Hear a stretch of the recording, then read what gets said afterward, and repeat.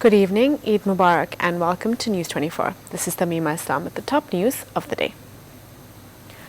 21 people died in the country in the 24 hours due to COVID-19. The total death toll stands at 3,132.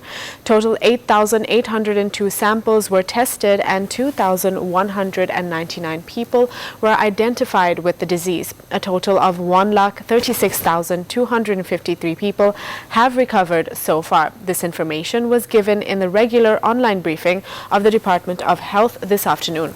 Meanwhile, in the last 24 hours, more than 281,000 people around the world have been infected with the coronavirus. The death toll in one day is 6,000. So far, the total number of infections is more than 1,77,93,000. The total death toll has exceeded 6,83,000. Furthermore, the World Health Organization, who commented that the epidemic might continue for the next few decades. On the other hand, U.S. health expert Anthony Fauci is optimistic that the United States would be the first to develop the vaccine.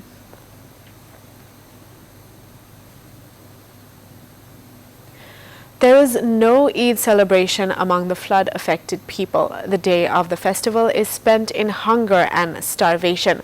Most of the people in the affected areas could not perform Eid prayers due to the waterlogging.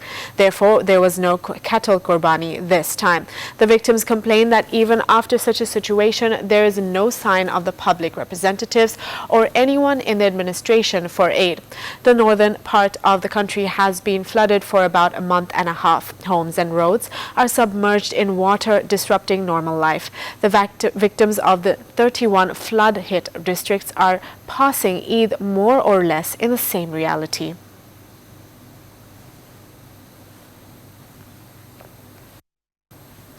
The holy Eid al-Azha is being celebrated in the glory of liberation and renunciation from the epidemic. The main Jamaat of Eid was held at Baitul Mukarram National Mosque in Dhaka. People from all walks of life, including ministers and members of parliament, prayed for the welfare of the country and themselves in 6 Jamaat prayers, starting from 7 a.m. Furthermore, at the end of Jamaat in the morning, prayers were offered for liberation from corona and prosperity of the country and the nation. After performing the prayers, maintaining a physical distance, the worshippers have observed a different Eid without any mutual embracement or kula-kuli. Later, the mu'mins sacrificed cattle in the hope of gaining nearness to Allah the Almighty throughout the country.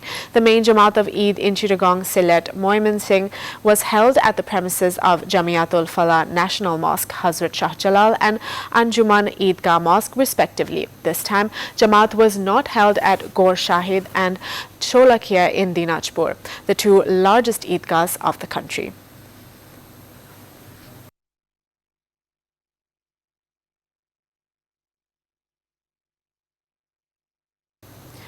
Devout Muslims are sacrificing cattle in the name of Allah on the occasion of Eid al-Azha. Many are giving qurbani on the road and around the house, regardless of the strict instructions to sacrifice cattle in allocated places. The needy are also crowding in such places to take the meat of the qurbani cattle.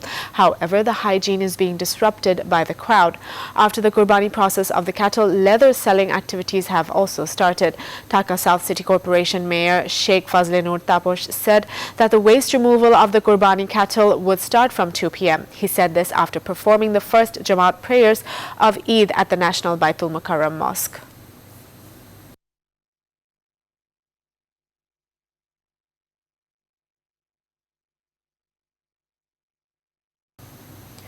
News 24 staff reporter Taposh Jubair has passed away. Inna lillahi wa inna ilayhi raji'un.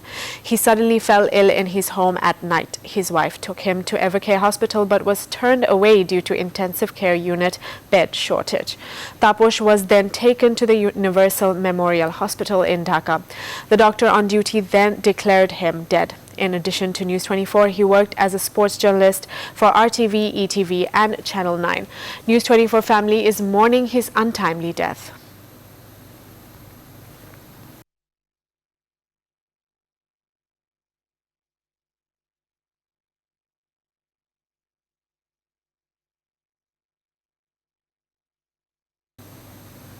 Awami League General Secretary and Minister for Road Transport and Bridges, Ubaidul Qadir, expressed his condolences to the homebound passengers for their sufferings on the Dhaka-Tangail highway. He also wished the people of the country a happy Eid ul-Azha. Ubaidul Qadir also called on to follow the health instructions in this coronavirus pandemic.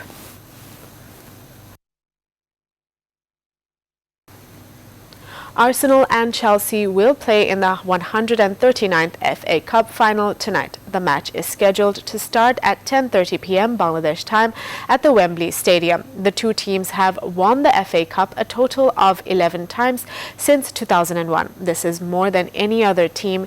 Even though there are no visitors in the gallery, this year's final is spreading heat among the football lovers. With a win over Chelsea in London, the Gunners have a chance to win a record 14 FA Cup titles in the 139-year history, as well as a place in next season's Europa League.